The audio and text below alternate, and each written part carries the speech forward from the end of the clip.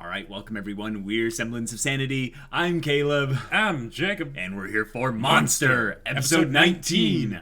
Oh, we got that backstory. We had such a sweet Mr. episode Rosso. last week with Mr. Rosso, yeah. The pasta Italian restaurant owner. That is also a hitman, or was a hitman, but not anymore. He's a contract killer of sorts who didn't want to do that anymore. Yep. And Anna was seeking him out for the purpose of learning how to kill. Except she didn't actually do it. To. And I think that's because she didn't necessarily want to as much. Right. But and there was the whole thing of him being a sucker for the sappy movies. Yeah. But now we have a little bit more of where Anna's at as a character. Yep. And she's moving forward with the intent to kill Johan. With extreme prejudice. Oh, yeah. And maybe that's something that we'll see coming up soon, is that they'll find Johan and Anna will be like, no, he needs to die. And Tenma's like, but he has two personalities. Like, we need to save him. And it's that could be interesting. An interesting conflict. So, guys, it's a blank slate for this episode. So we're excited. Without further ado, let's get into it. 私は3年前に離婚してね。いや、正確には妻に逃げられたんだよ。New character. 何しろ、私は妻の言葉に耳を傾けるよりも、こっちに耳を傾けているのがほとんどだったからね。妻は私にこう言ったよ。あなたはただ人の心を覗くコレクターだ。とね。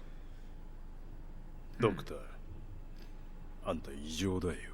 4番目の被害者は18歳の民兵の女性だったね。彼女を切り刻んだ時、性的興奮を覚えたかい？ドクター、そんなことより12番目の殺人について聞いてくれ。クロップハウスのハンナ・ケンプ夫人、52歳だね。Is he one of the people that Johan used? 俺は。いや、この件は話さなくていい。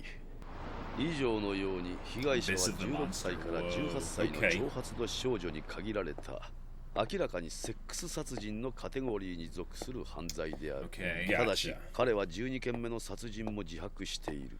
しかしこの件の被害者であるケンプ夫人は52歳と高齢の上セックスの跡がない。またこれを友人の依頼で行ったと語ることによって捜査混乱を引き起こさせ、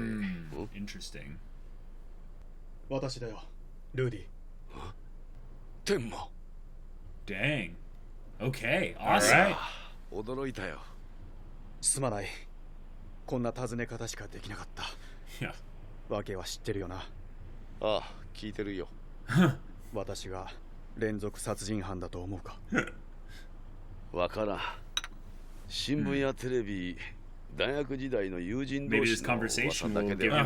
Because he is a psychologist on the しかし、なぜよりに and he's asking him because he's like, well, the person I'm chasing has multiple 仲が良かったわけじゃない。それどころか君は私を軽蔑していた。僕を見て、僕を見て、僕の中のモンスターがこんなに大きくなったよ、ドクター・テンマ。助けて、僕の中のモンスターが破裂しそうだ。なんだよこれは。なるほど。そのヨハンこそが院長殺害の真犯人であり、世話になった養父母を次々と殺し、今のようなメッセージを残して再び一刻も早く彼を探し出さなきゃならない。そして一刻も早く君の身の潔白を証明し、20年近く昔、ある名門大学医学部にトップでなければ気が済まない男がいた。ところが一人の日本人学生が編入し、男の立場は一変した。後期試験、男はトップの座を奪還するのに必死になった。And of course, guess who also is taking this test? 男は最後の手段に出た。これでトップの座はいただきだ。So he had Tenma. Tenma noticed that he cheated. だが日本人はそれを誰にも言わない。結果、男は見事にトップに返り咲いた。Jeez. Yeah, he owes Tenma a lot. それでその2つのメッセージが何か分かることはないか。罪を逃れるための方便の可能性もああ、ある。 sure. That's a very real possibility. そこを見極めるのが私たち精神分析医の腕の見せ所な。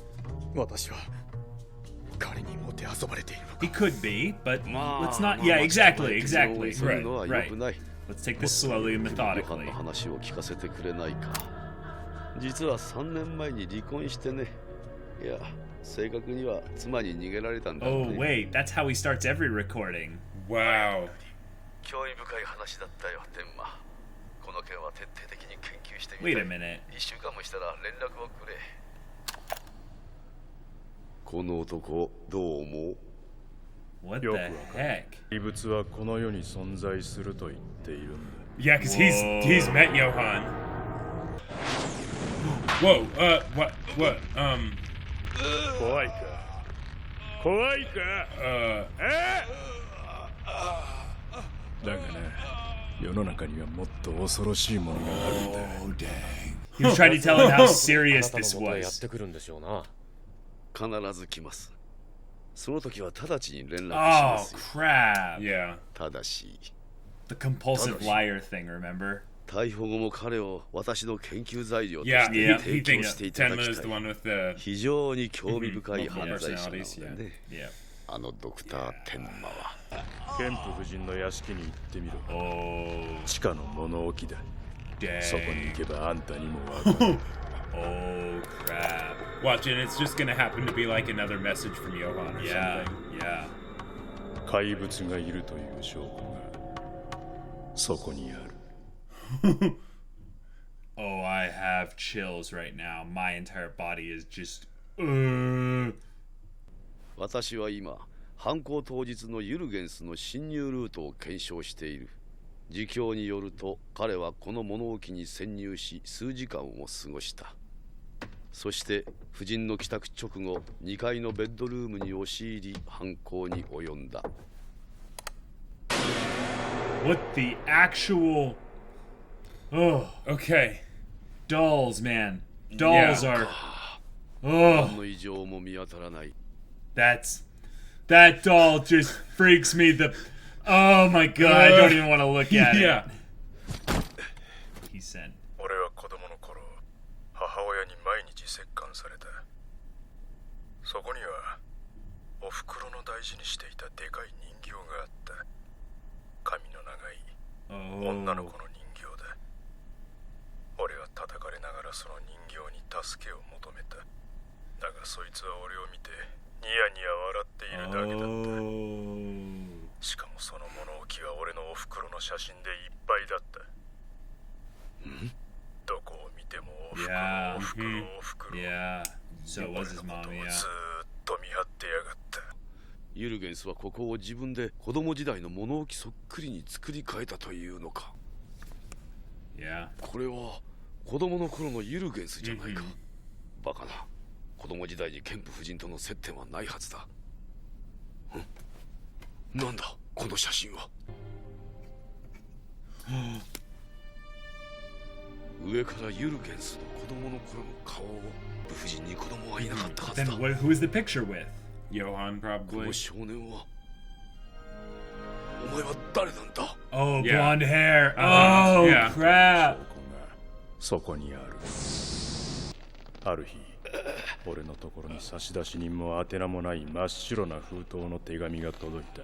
Yeah. 俺のことを理解してるだろう。妙に慣れ慣れしい文章に最初は腹が立った。それからその手紙は毎週毎週届いた。 Wow. Yeah, Without even having Tegami. contact with, like, actual contact with the person. ところがいつの間にかその手紙が待ち遠しくなった。そしてある日、その手紙で呼び出された。 Murder by pen pal. ある屋敷の物置に行ってみろってケンプ夫人が。俺のおふくろ。気がついたら俺は2階に上がってケンプ夫人を。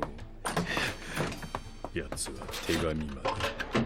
その友達はケンプ夫人にも手紙を。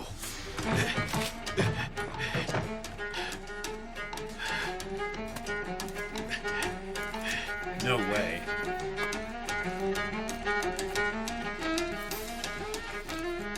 これは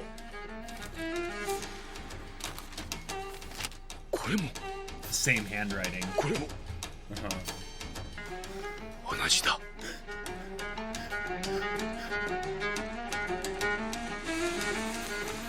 友達よ、ヨハンは実在する。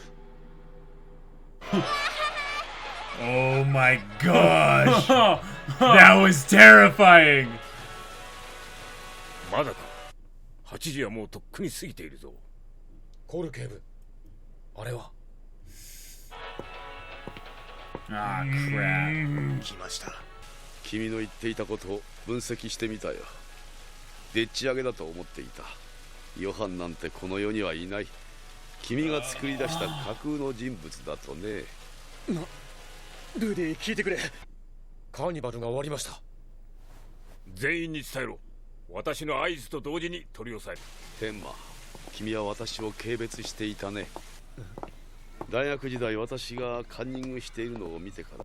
ドクター・ギーレンと天馬は西口に向かって歩いています。これじゃあカーニバルガイドの客に紛れ込んでしまうぞ。確かに私は軽蔑されても仕方のない人間だ。ルーディ、今はそんなことより。覚えているかい？あの時私はここにカンニングペーパーを潜ませていた。こんな風にね。逃げろ。警察に囲まれている。Yes. 見るな、歩こう。ユルゲンスは友達の依頼でケンプ夫人を殺害したと言っていた。Yep. ケンプ夫人邸の物置にあったものだ。ケンプ夫人に子供はいなかった。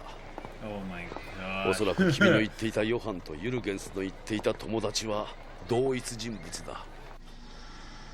ヨハンは殺人者の匂いを嗅ぎ取る。そして彼らの孤独に入り込み操ることができる。バスのチケットを買っておいたんだ。天馬、今出頭して身の潔白を証明する道もあるぞ。私が協力する。私は自分の無実を晴らすためにヨハンを追ってるんじゃない。 I'm pursuing him to kill him. ありがとう、ルーディ。天馬、君はまさかヨハンを。ああ、そうだ。Yeah. 私は君を軽蔑なんかしてなかった。私もあの時カンニングしてた。 Oh, no way! No way! なんだと？5台のバスがほぼ同時に出発しただと。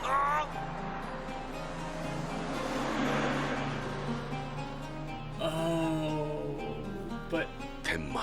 all right, Okay. dang. They So- talk about the abyss of the monster. Yeah. So they literally went into the whole topic of how, yes, there is the monster that is inside all of us, but no, there is a literal monster that Right. lives in this world. And And people have met him, Yeah. and he is the monster. Right. Yeah. I loved that. I loved that he, the guy that was, in the jail, started talking about that, and he's like, "Oh, okay, this is gonna be good." And then he's like, That's an armchair "Yeah, theory." yeah." And it's like, He grabs him by the throat. He's like, "You think you're scared now?" He's like, "Oh boy." He's like, there is a real monster. And, and thinking about it that way, just getting into that specific situation of Johan sending letters, friendly letters, to manipulate this guy to get him into a situation that reminds him so much of his mother that beat him as a child. Right. That's terrifying. Because when you think about the Yeah. kind of things that are plausible that Johan could, know about, he would have to go very far into this guy's past. Yep. In terms of investigating to find out that specific topic. Yeah. Also, he potentially had to he might have had to arrange things in a similar way, unless this foster mother basically did just the exact same thing, and Johan found another killer out there that had something similar to them happen. It was probably something that was completely constructed, because otherwise, the odds, like when you have something ridiculous like this happen So in a story, crazy. right? Yeah. Because this is so far out there, you need to have it still be grounded enough in plausibility that you're not just like, okay, now they're just pulling this out of their butt, right? It needs to feel justified, and otherwise, so that it can still be satisfying and Johan's scary setting up the basement room to look that way makes sense. Yeah. like, because she'd probably never go down there, and Johan could easily find enough pictures to make that kind of scenario work without disturbing this lady's life, which is interesting because Johan didn't kill her, but Johan knew where she was. And this is something that's very interesting about Johan in particular. Is the only thing stopping him from killing almost anyone I think that he wants is just that he doesn't want to be the one to do it. He likes to have other people do it so he keeps his hands clean. But the funny thing is that, so while Johan, you know, his alter ego or whatever, his other personality was sending letters to the murderer, the guy who would end up killing her. Right. The actual Johan, or the other personality of him, was also sending letters to his foster mother asking for help and all that. Like, okay. Yeah. I wonder. Holy crap! And yet, at no point did she think, you know, I'm going to contact like the authorities or someone, or, you know, I think this is maybe more than I can handle on my onesie, and I should get help. You know, or that that's Johan specifically should get help. That's a great interpretation of the event, Jacob. But there's so many other things that could be at play. There's so many other things. She could have opened those letters, realized they were from Johan, and she's like, I'm not reading these. And then she started getting a ton of them, and she's like, nope. Sure. Nope. Not doing it. Well, and he also could have just, you know, gotten inside her head so much that... that she's so scared that she's like, I don't want anything to do with Johan. I don't want anything to do with anything. I don't care whether or not you're... She's like, this is another one of your games. You're trying to manipulate me and stuff. It could even be something where she's like, oh... Yeah, but I can help him. You know, like one of those things. But she didn't interact with anything story related. She was just dead before the episode even started. Right. Yeah. They didn't show any of that stuff, but we can assume that she was. But they did mention that she was Johan's foster mother for a time. Right. Yeah. Involving helping Johan means that she would have had to have some kind of part in the story potentially in the future, meaning like there would be a reason for them to bring her back up again. I think that's the least plausible of the theories. Fair point. Yeah, but the idea is that Johan's so charismatic, doesn't really matter. He would have found a way to make it so that even though he's sending her those letters, nothing bad for him would come of it. Wow. Johan's character is one that they've built up to be kind of the mastermind kind of antagonist. But there are these things that he does that are very personal and seemingly very like... It does a lot to help make him feel interesting as a character throughout, because like, okay, this show is a long show, right? You know, this is episode 19. We have a lot more to go. And having a character that has this sort of presence and just the force of nature, you know, kind of a feel of Johan, where it's just like he's this thing, he's almost not even a person, that works. But adding this kind of stuff in there too is great for keeping Johan super interesting over the long haul. Because I could imagine something like how Johan was at the beginning, right? Could maybe get old, you know, once you've been doing it for a while. Okay. Like without these kinds of contradictions and stuff thrown in there. Yeah, so Rudy as a character is introduced. He is the criminal psychologist. And he goes and he records basically everything he does for his work. He is one that goes directly to the criminals in prison who have done, you know, kind of the horrible things. Like not the thieves and the, you know, the... the things where they would actually bring in a criminal psychologist in order to, you know, get a read on the person as opposed to just. But he's not a theory person where he just kind of, you know, sits around and, you know, does, you know, things from his armchair. He actually goes into the prisons and deals with the people there. My thing that I'm curious about is there anything about his recordings from Tenma potentially that he could use in the future to protect Tenma. Right. That's why it's like I was hoping that like when they're in the crowd talking and everything, that he would have something recording there, even with all the ambient noise and everything, because that could be evidence of like, no, this guy's legit, and I can, like.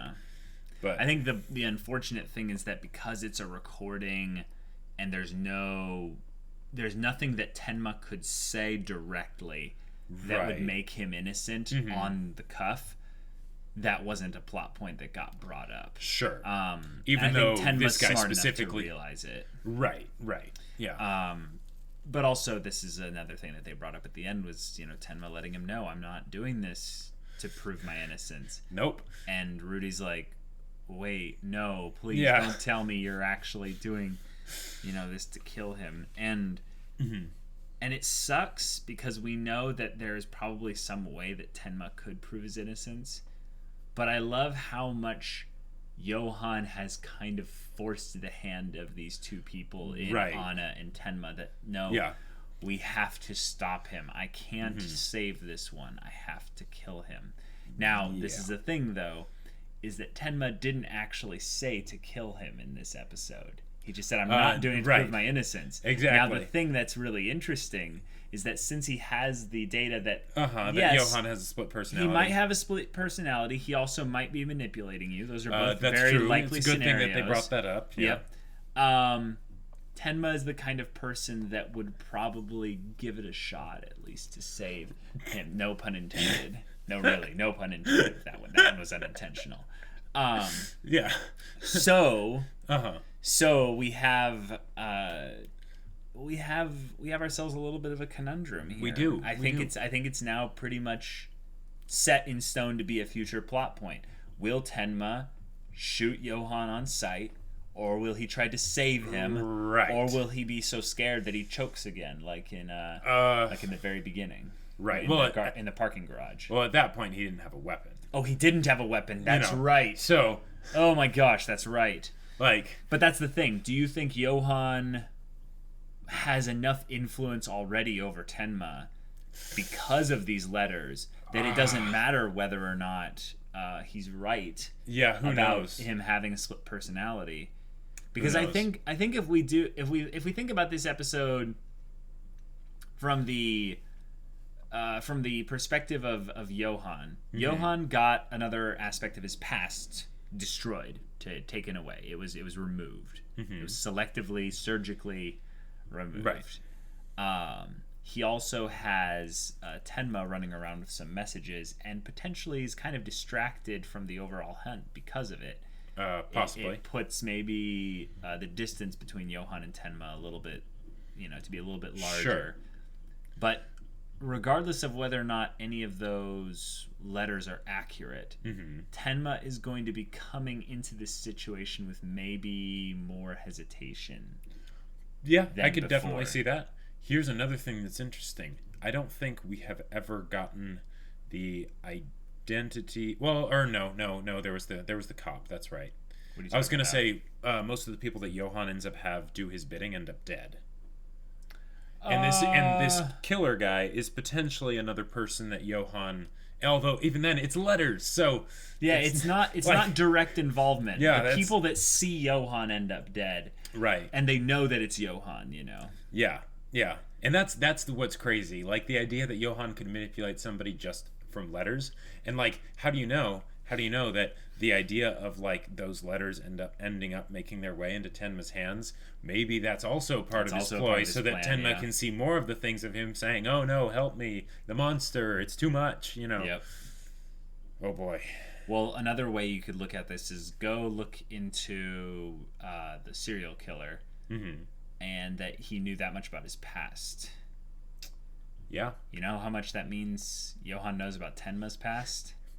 Everything. Well, granted, okay, the serial killer told Johan through the letters. I think that's assumed. We do not hear anything about the serial killer responding with his own letters.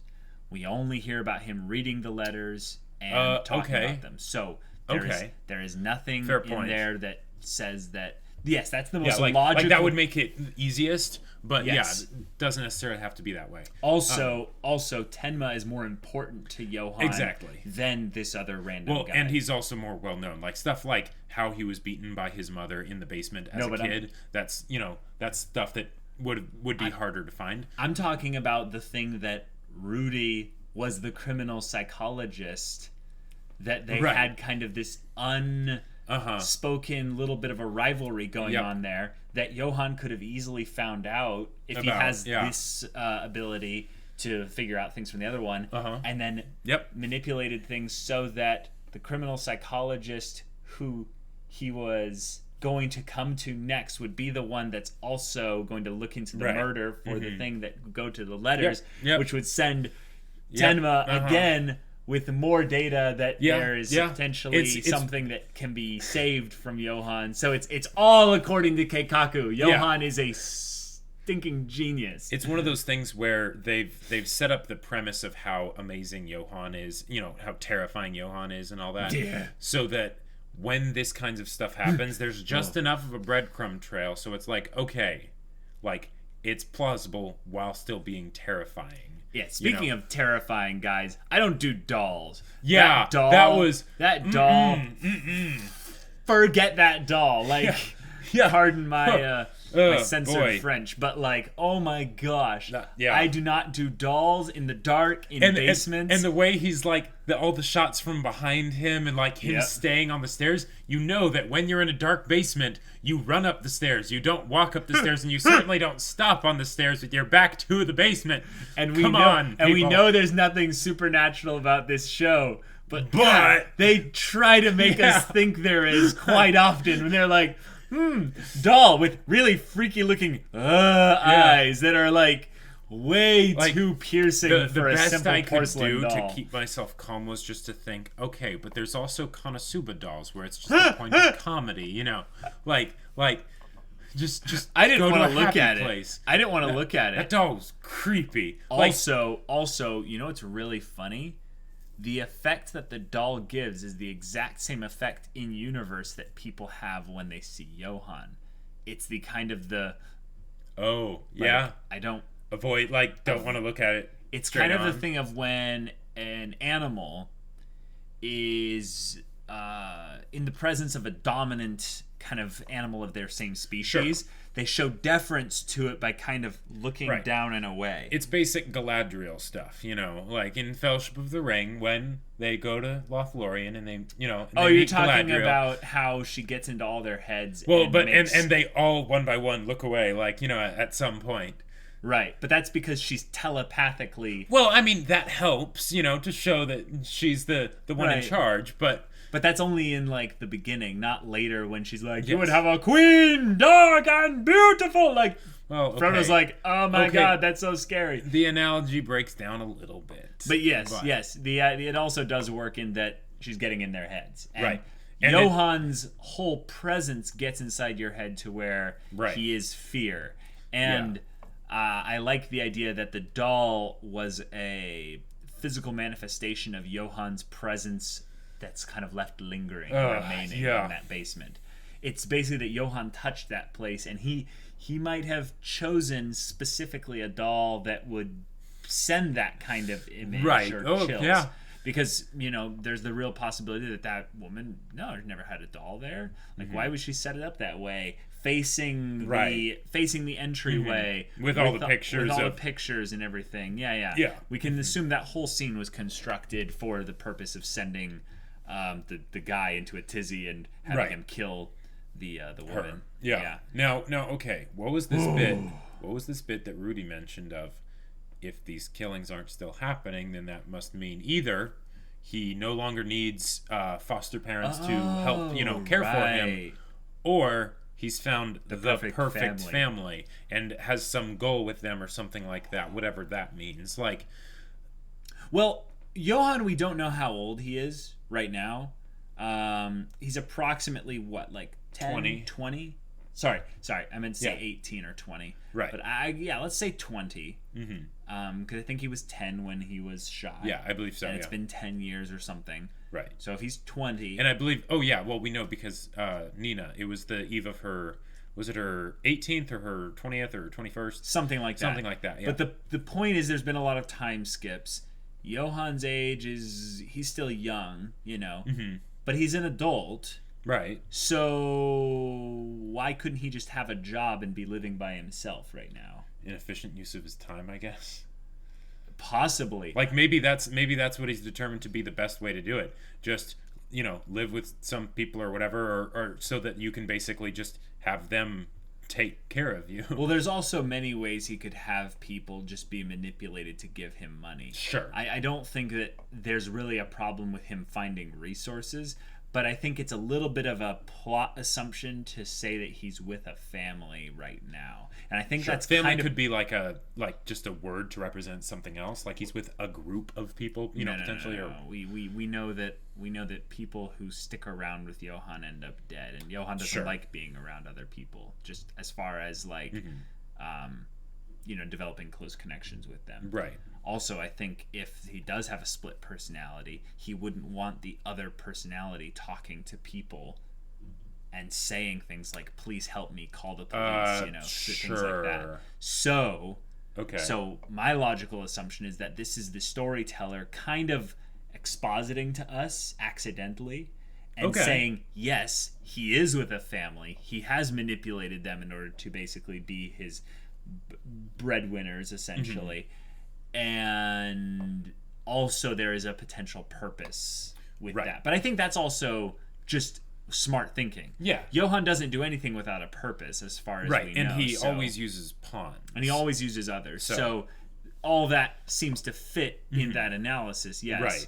But I also think that was kind of a thing where I was like you. I was like, it doesn't have to be that. Right. But maybe him being the criminal psychologist, he would go, why would he stop the pattern? He has no reason to stop the pattern of assimilating foster families. Since there hasn't seemed to be a problem with the pattern thus far, the only reason that things would change is if they changed for the better. You know? Yeah. So in that case, it does make sense. But I like the idea of there being some grander purpose with the current family. And now you were bringing up the stuff that the Nazis were saying, these are the things that he should be doing. Right. When I heard that, though, Jacob, I laughed. Like, oh, yeah. I was like, haha, that's what you think he's doing? Haha. Because the idea is that Johan's not going to be like... that small thinking. Well, or even that, like, material thinking. That material. The idea that he probably, like, okay, if he really wanted to be the person alive, the one person alive at the end of the world, then yes, he could work his way to the top of some country and nuke the world. But no, I think that's something that that's what normal people would think. That's what normal people would think. Yeah. I also think that attaching yourself to systems of power like that is basically just asking. It's putting responsibility and longevity on him towards that system and or structure, and therefore he doesn't want to be beholden to anything but himself. Exactly. So if they topple in any way, he goes down with it. Right. And also for his system of structure, he probably would need like total domination over the entire aspect of the structure. Right. And therefore no structure or system would actually be able to bear itself up under the weight of Johan's ambition. Unless it was literally like a Nazi group, but then there's the problem that kind of puts a target on your back. Yeah, well, I think that one is even stupider. I think he would take a government way before joining a Nazi death cult. Okay. But if he was just going to manipulate people in power, that's easy for Johan. Yes. That's all you need to do. Yeah, that's a good point. You just get people in power to go to war, and then you move on to another country, and you keep it going. Yeah, we've seen what he can do with letters. Like, Yep. Yeah. If anything, I think that he's more of setting his foundation still, and he'll start making bigger moves that are more overt over like the future. Okay. But he's probably going to be, for now, still setting up kind of an impervious stronghold of defense so that, one, his past can't be used against him, which is kind of his first tier or stage of his plan. Right, yeah. Which is kind of his only Cutting weakness, ties. is his past. He'll probably then acquire influence over Anna as soon as possible, because she's tie to his past. Yeah.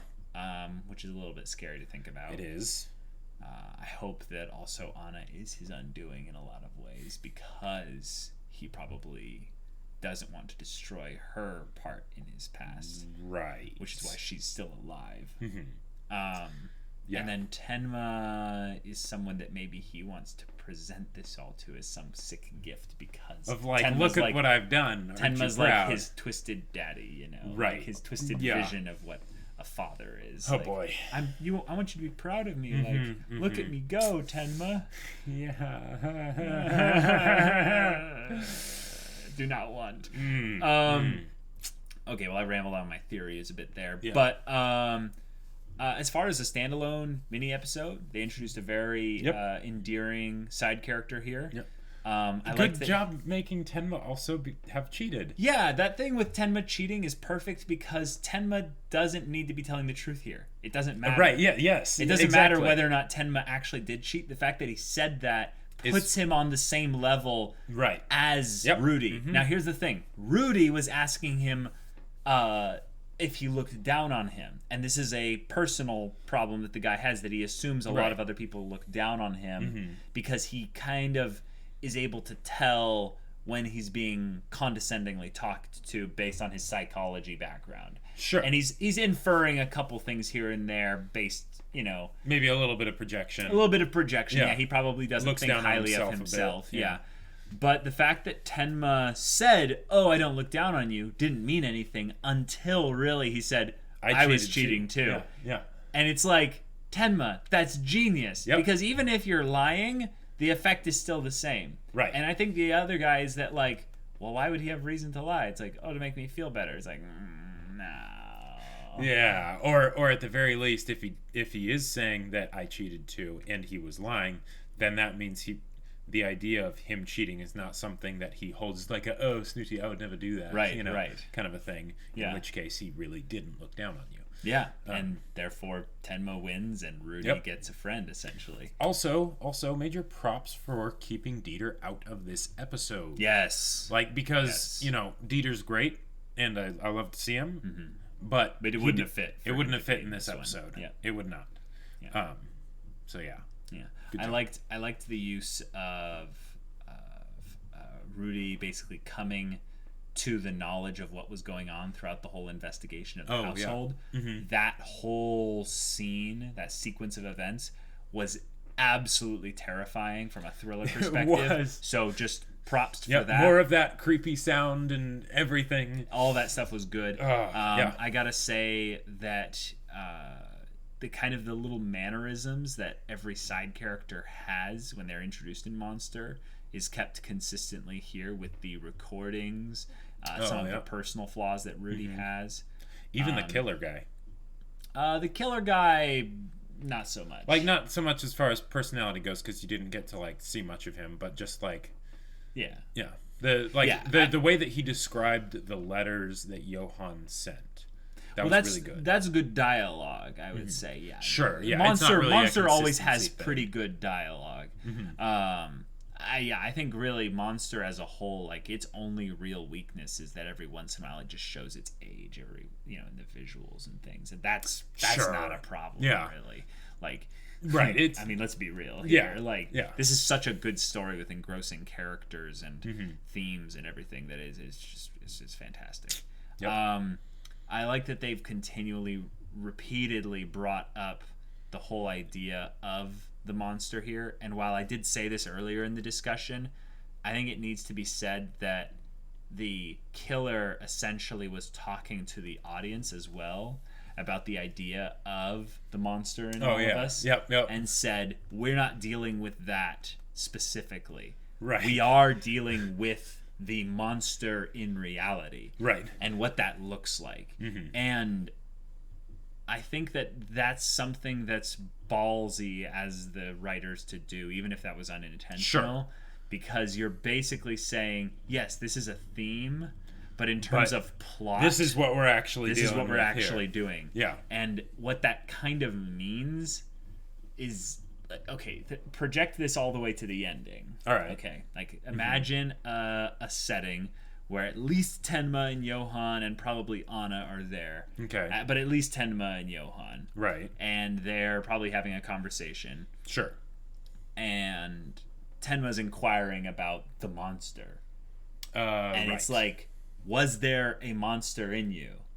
And Johan's just like, I don't know, probably not. Maybe there was, you know. Mm-hmm. It's kind of the thing of that the monster in all of us is not the simple answer to it. It's not just that simple kind of armchair theory. What I get the vibe is that Johan is truly unique. Johan is something that you won't just find anywhere else. He's not He's a special case. Right, he's a special case. It's not a nature or nurture thing. It's all of the above. And therefore, when we find out really kind of what's going on in Johan's head, I feel like it's going to lead to more questions. Okay. I think that's extrapolating way too much out of a specific thing here, but but you can kind of see what I'm going with. Yeah, because they, like, if anything, this one felt like if it were to be talking about one of the nature versus nurture thing, it would feel like he was talking more about the nature argument, which is great because we haven't gotten too much of that. But at the same time, they like to leave things unclear. And even with this question, or with this episode, it seemed to, in my mind, like what you were saying, address less of it being nature and more of it being a thing of, regardless, this is what we have now. Yes. And yes. Yeah, forget your armchair theories. There is a real breathing monster in the world. Exactly. It doesn't matter like where or how it came from. That needs to be changed. And that needs to be dealt with. Yeah. And I think that's more of the thing I've seen repeated is that the monster will be dealt with by the end of this show. Mm-hmm. But we will not necessarily get the clear-cut answers to our philosophical debates as to why the monster came about. Exactly. Because it's more of going to be how did the monster's story affect those around them, and what did those around the physical, living, breathing monster of Johan actually do, and make what kind of choices did they make? Right. So, that's basically it for me for discussion for here. I love this episode. It was a good one. It's one that Big surprise, gave me some of the biggest chills I've had in the series thus far. Because dolls, man. Well, not just because of dolls, but just the idea of how in depth Johan's manipulation can be to just one person. Yeah. For the purpose of killing. Without ever actually meeting. Without ever actually seeing them. It's another thing that shows how his influence extends beyond the physical, but still remains within the bounds of physicality. Right. The realms of reality, somewhat. Hopefully, because if he starts coming out of the screen, that's going to be a problem. I'm abandoning you to Johan, and if that's the case, I'm out. I can run fastest here, so I gotta live, man. Alright guys, this is a lot of fun. If you want to see the next episode's reaction right now, go check out the link in the description below for our Patreon. You get early access there, you can watch full-length reactions there. All this comes with Discord access, so you can chat with us about stories or what have you. And yeah, we'll see you there. But until then, we're Semblance of Sanity. I'm Caleb. I'm Jacob. And we'll see you all next time.